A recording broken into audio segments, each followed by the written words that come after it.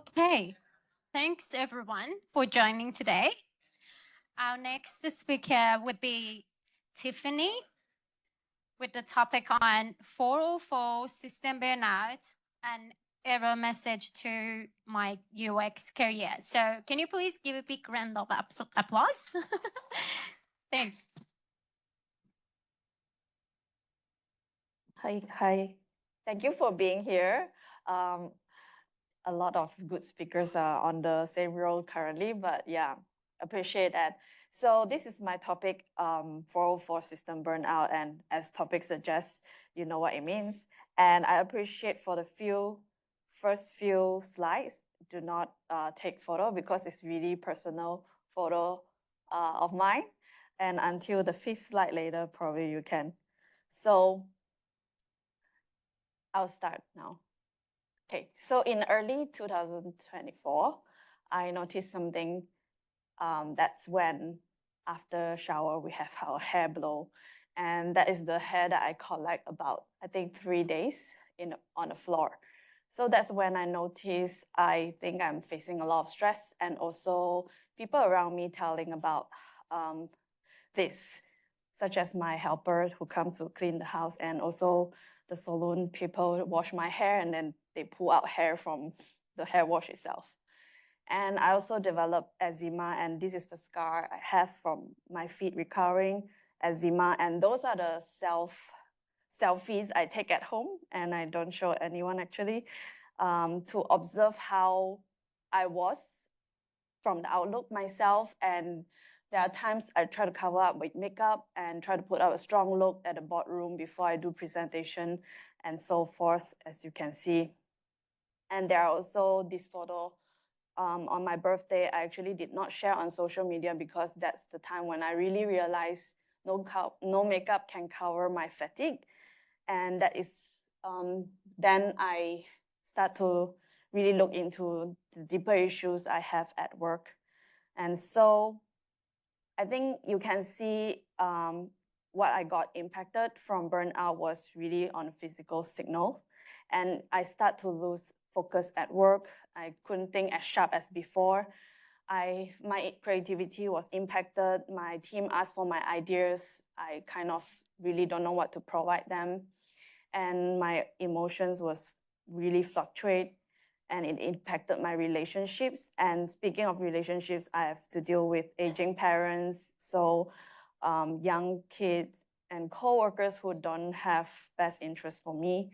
So these are all the areas that really impacted my energy as a human being. And luckily, something didn't go away, was my meaning and purpose.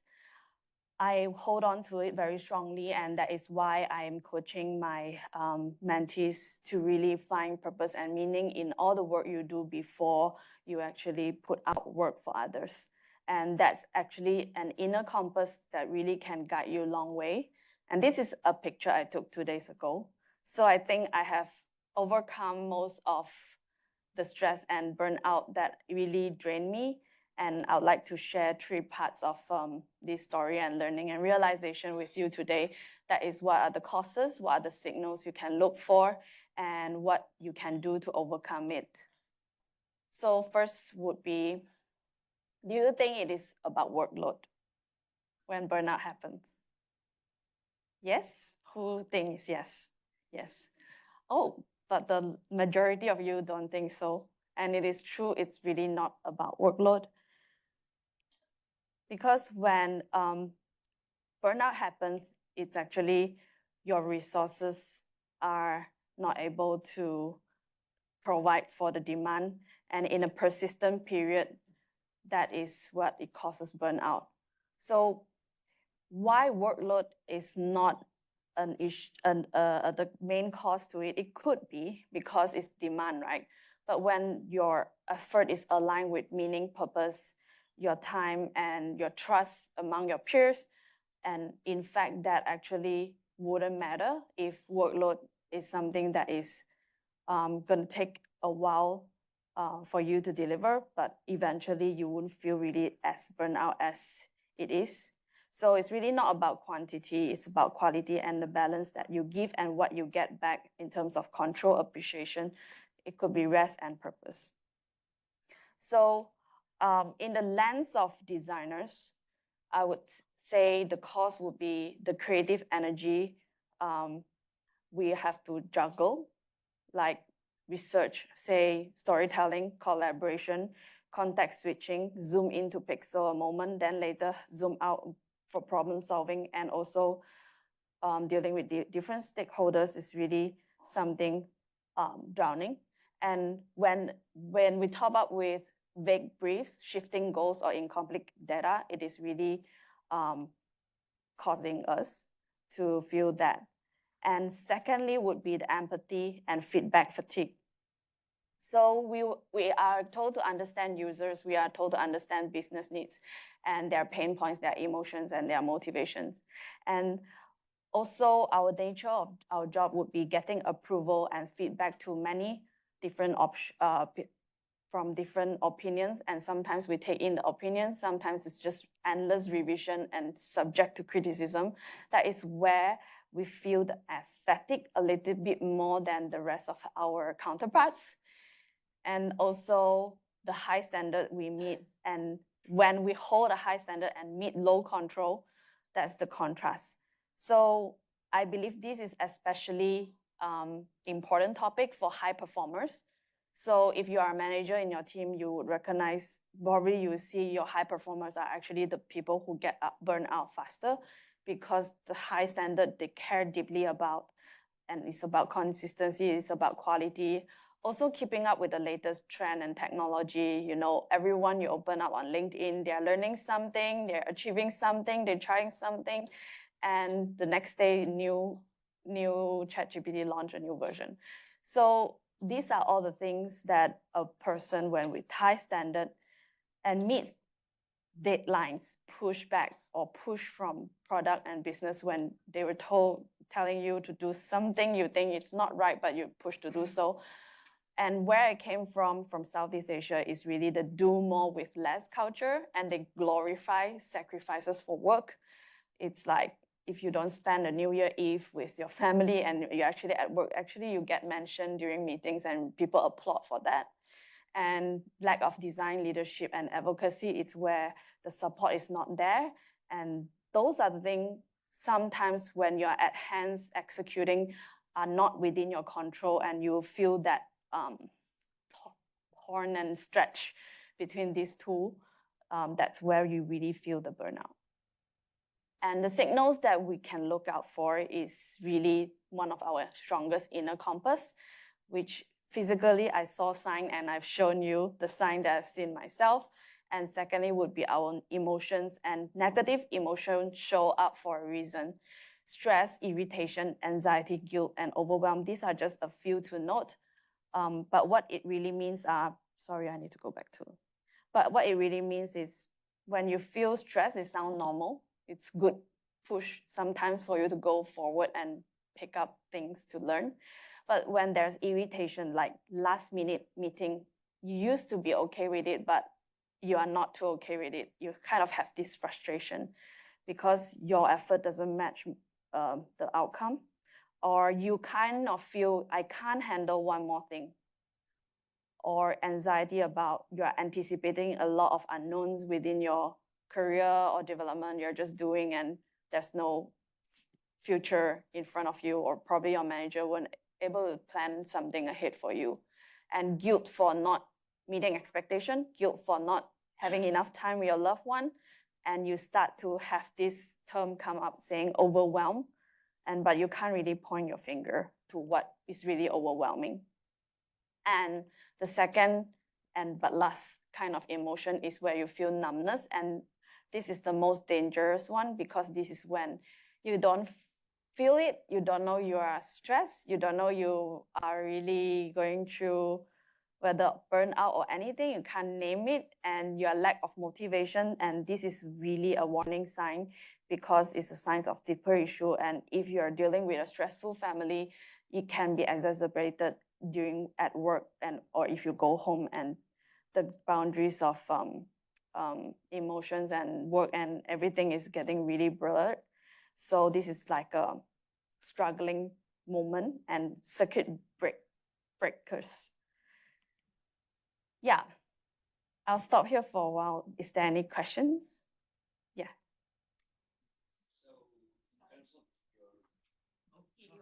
Thank you. Yeah, in terms of your burnout from stress, how much of it came from work and how much came from outside of work? Yeah, that's a very good question. And I ask myself a lot. I think work and life is not opposing.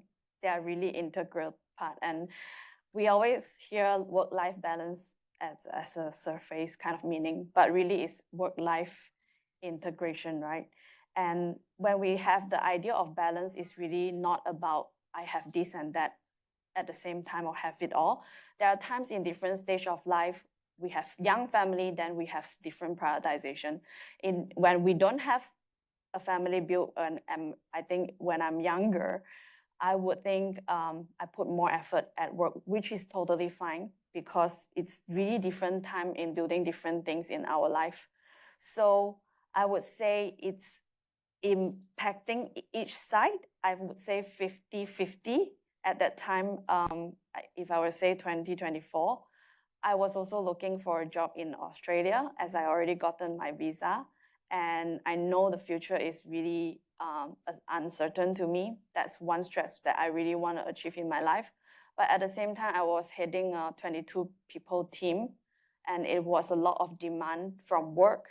And my relationship with my manager and even my team member, not all of it, probably 20% sometimes, really comes from the tension and trust that we need to build. And that is another topic to talk about. So this is really one side of how I will come to we as individual, even though our manager weren't helpful or no one can help us when we have to help ourselves. I think today's topic is really about how I can help myself with through the concept of resources. So I think it's a lot of self-discovery and self-regulation to ask myself that question. When actually I got better at work, my family relationship, my family time, I feel better with my kid and all that because I don't feel the guilt for not spending time with my kid and as a mother.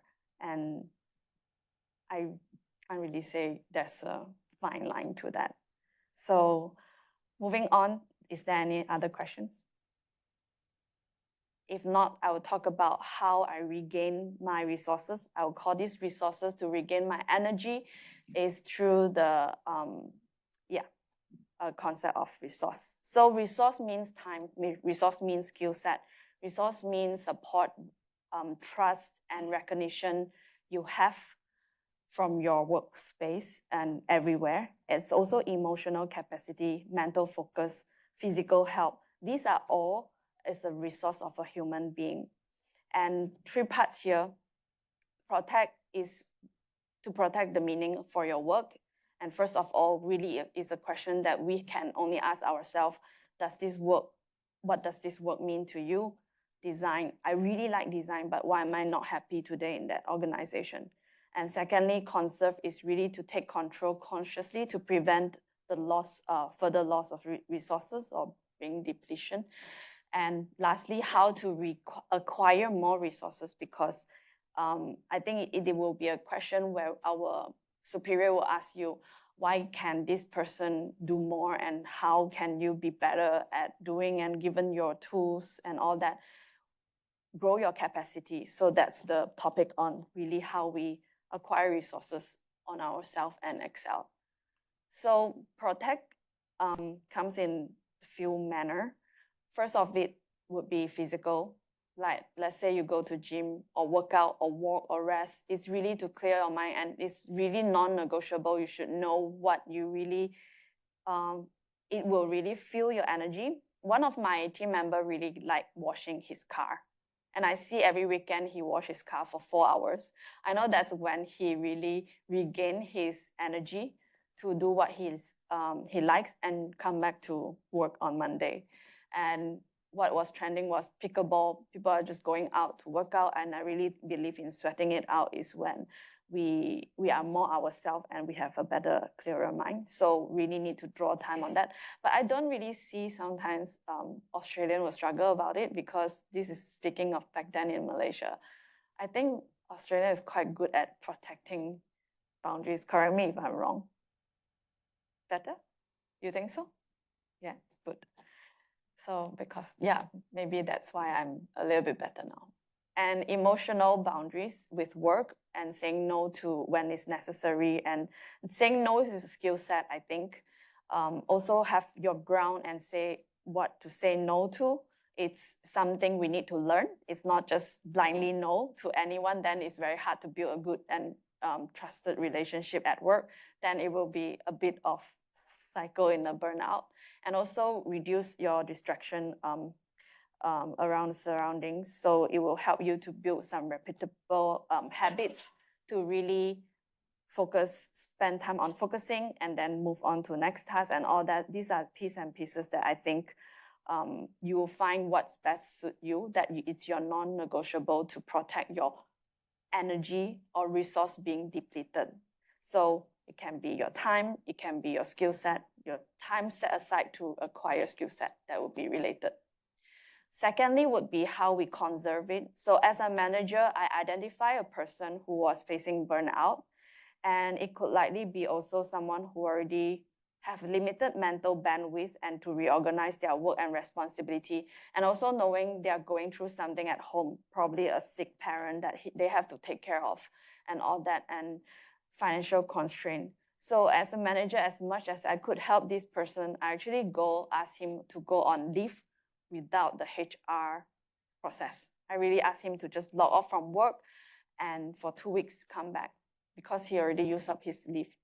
But it worked only for a short period. It didn't go into deeper solution to solve his issue. And actually this person relapsed after 2 months' time. So I would say we won't really know what to do with individuals sometimes. And I think it also reminded me, it's so much so I can do as a manager, but you yourself will need to really find a way before it goes too bad that you have to just collapse and can't even work. So this team member of mine, eventually he resigned. He was not happily resigned. So it's a case that I always keep it very close to my heart.